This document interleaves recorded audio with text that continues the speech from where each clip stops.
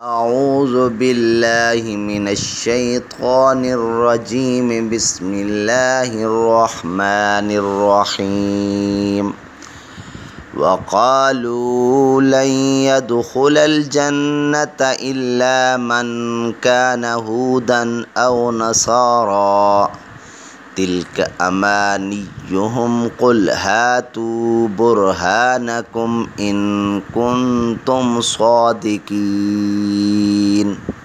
سورۃ البقرہ آیت نمبر 111۔ وقالو، اور انہوں نے کہا، لن يدخل، ہرگز داخل نہ ہوگا، الجنت، جنت میں، الا مگر یا سوا، من کانا جو ہو، ہودن یہودی، او نصارہ یا عیسائی۔ تل کا، یہ سب کی سب باتیں، امانیہم، ان کی جھوٹی آرزوئیں ہیں۔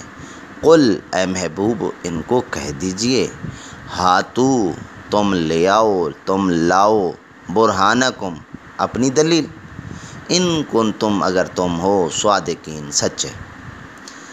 اس کا بمحاورہ ترجمہ دیکھیں۔ اور یہودی اور عیسائی کہتے ہیں کہ یہودیوں اور عیسائیوں کے سوا کوئی جنت میں نہیں جائے گا۔ یہ ان لوگوں کے باطل خیالات ہیں۔ اے پیغمبر ان سے کہہ دیجئے کہ اگر سچے ہیں تو دلیل پیش کریں۔ یہاں پر یہودیوں اور نصرانیوں کے غرور کا بیان ہو رہا ہے۔ وہ اپنے سوا کسی کو کچھ بھی نہیں سمجھتے، صاف صاف کہتے ہیں ہمارے سوا جنت میں کوئی نہیں جائے گا۔ سورۃ مائدہ میں ان کا ایک قول یہ بھی بیان ہوا ہے کہ ہم اللہ تعالیٰ کی اولاد ہیں اور اس کے محبوب ہیں، جس کے جواب میں قرآن نے کہا پھر تم پر قیامت کے دن عذاب کیوں ہوگا؟ اسی طرح کے مفہوم کا بیان پہلے بھی گزرا ہے۔ اسی پہلے پارے میں ان کا دعویٰ یہ بھی تھا کہ ہم چند دن جہنم میں رہیں گے، جس کے جواب میں ارشاد باری تعالیٰ ہے یہ دعویٰ بھی محض بے دلیل ہے۔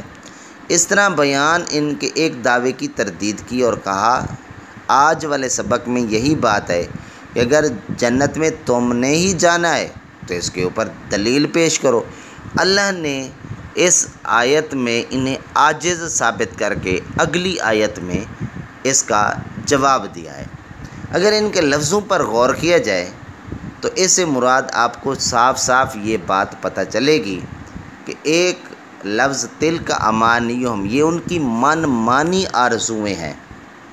اور یہاں پر ایک اور بات بھی ہے، قل ہاتو، کہہ دیجئے اے محمد صلی اللہ علیہ وآلہ وسلم، پیش کرو، لے آؤ، دلیل لے آؤ، ان کو تم صادقین، اپنی دلیل لے آؤ اگر تم دعوے میں سچے ہو تو خاص تم ہی جنت میں جاؤ گے، کیونکہ کسی آئندہ امر پر بلا دلیل صحیح دعویٰ کرنا لاغو، باطل اور غیر مسلم ہوتا ہے۔ یہ ان کے جواب میں اللہ ان سے جواب مانگ رہا ہے۔